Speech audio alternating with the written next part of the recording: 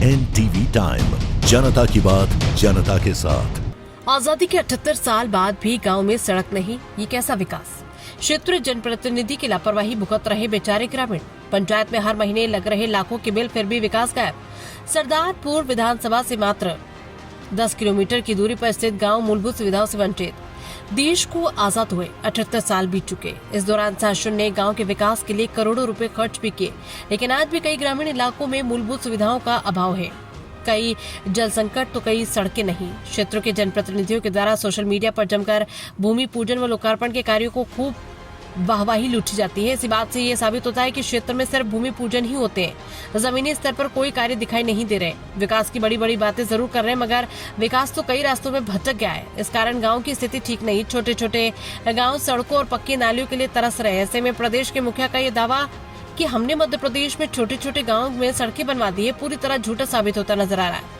एक ऐसा ही मामला हम आपको बताते हैं। सरदारपुर तहसील कार्यालय से मात्र 10 किलोमीटर ग्राम लेड़गांव पंचायत की मजरा आनंद खेड़ी का है, जहां पर अभी भी ग्रामीण कई मूलभूत सुविधाओं से वंचित थे। लेड़गांव पंचायत की मजरा आनंद खेड़ी का है, जहां लगभग 4 वर्षों से पहले RES बाग द्वारा सरदारपुर बालोदा मार्ग से आनंद खेड़ी गाँव तक 1 किलोमीटर रोड की लगभग 23 लाख की राशि मंजूर हुई थी।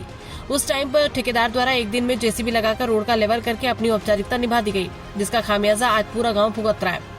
जहां एक और सरकार शिक्षा व्यवस्था को बढ़ावा दे रही है, हर गांव में विद्यालय खोले जा रहे हैं, साथ ही बच्चों को पढ़ने के लिए उनके माता पिता को प्रेरित कर रहे हैं। जब बच्चे स्कूल पहुंचते हैं तो स्कूल पहुंचने के लिए जो रास्ता बना है वो भी बहुत ही मुश्किल होता है।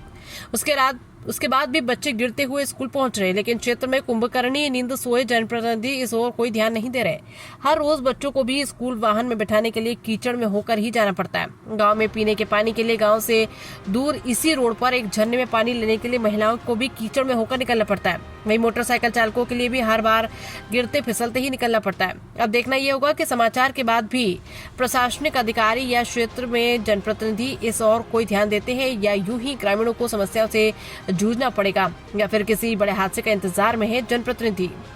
पिछले बार भी आप लोगों के द्वारा हमारे गांव की मुख्य समस्या को प्रमुखता से दिखाया गया था, जिसको देखकर जनप्रतिनिधि वो क्षेत्र विधायक प्रताप ग्रेवाल मौके पर पहुंचे थे और उन्होंने आश्वासन दिया था कि अगली बारिश के पहले तुम्हारा रोड बना दिया जाएगा, अभी तुम्हें निकालने की व्यवस्था करवा देता हूं। जिसके बाद पंचायत का अमला यहाँ पहुंचा था। 10 से 20 ट्राली मोरम डालकर रोड को सही किया गया था, लेकिन उसके बाद ना तो कोई अधिकारी यहाँ मौके पर पहुंचे और न ही कोई जनप्रतिनिधि।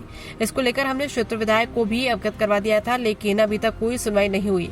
अभी पहली ही बारिश में हमें आने जाने में काफी परेशानी होने लगी है। आपका जो आनंद खेड़ी का जो रोड है, ये कितने वर्षों से नहीं बन रहा है? बहुत समय हो गया। कितनी बार आप लोगों ने प्रयास किया इसको बनाने के लिए? लगभग 20 से 25 बार हमने प्रयास कर दिया। प्रताप सर को बोल दिया, उन्होंने भी आश्वासन दिया था कि हम इस रोड को कंप्लीट करवा देंगे। 10-15 दिन का बोला था, जो कि अब बरसात का समय हो गया। आज स्थिति कि देखो पानी ऐसा कैसा भरा रह गया, पर अपनी कोई सुनवाई नहीं कर। पिछली बार कुछ पेपरों में समाचार लगे थे, जिसके आधार पर विधायक जी यहाँ आए थे मौके पे आए थे। उन्होंने आश्वासन भी दिया था कि ठेकेदार से कहा कि उसका रोड का निराकरण करवा देंगे 10-15 रोज में। इसका आज तक ये निराकरण नहीं हुआ, जो बारिश का समय हो।